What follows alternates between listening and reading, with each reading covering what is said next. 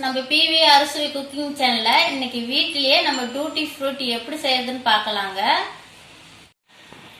பச்சையா ஒரு பப்பாளி காய் எடுத்து வச்சிருக்கிறேங்க. அதை நல்லா தோல் சீவி எடுத்துக்கலாம்.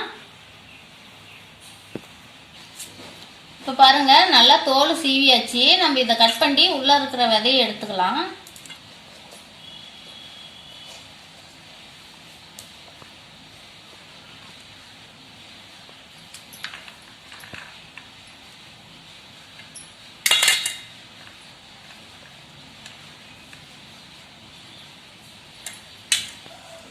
இங்கே பாருங்க, நல்லா விதையெல்லாம் சுத்தமாக எடுத்து நல்லா க்ளீன் பண்ணி வச்சுக்கிட்டுங்க. இதை நம்ம பொடி பொடியாக நறுக்கி எடுத்துக்கலாங்க.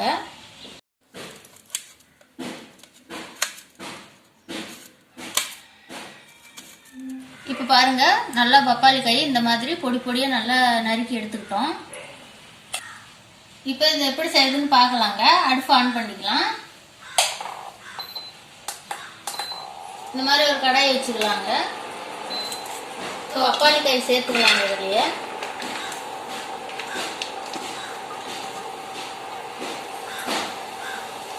இப்போ இது முழுகிற அளவுக்கு தண்ணி சேர்த்துக்கலாங்க.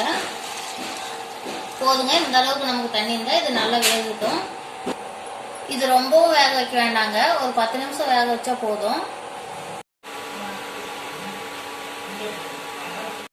இப்போ நல்லா 10 நிமிஷம் வெந்துருச்சுங்க. நம்ம அடுப்பு ஆஃப் பண்ணிட்டு வடிகட்டி எடுத்துக்கலாம்.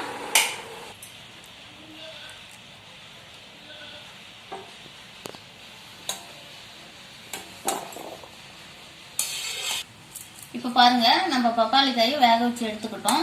நம்ம அடுப்பு ஆன் பண்ணிக்கலாங்க. அதே கடாயை அடுப்பில் வச்சுக்கலாங்க.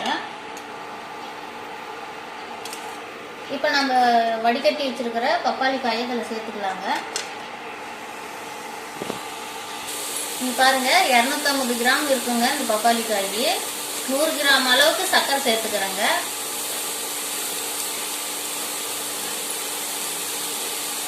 அது நல்லா கொஞ்சமா முழுகிற அளவுக்கு தேவையான அளவு தண்ணி சேர்த்துக்கிறேங்க. இங்க பாருங்க, இந்த அளவுக்கு இருந்தா போதும். இந்த சர்க்கரை பாவோட சேர்த்து நல்லா ஒரு 5 நிமிஷம் வேகட்டுங்க.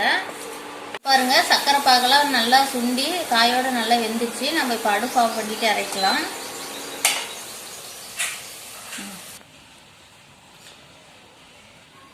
பாருங்க, நம்ம வேற பாத்திரத்துல மாத்திக்கிட்டோம். இப்ப இதெல்லாம் நம்ம கலர் சேர்த்துக்கலாங்க.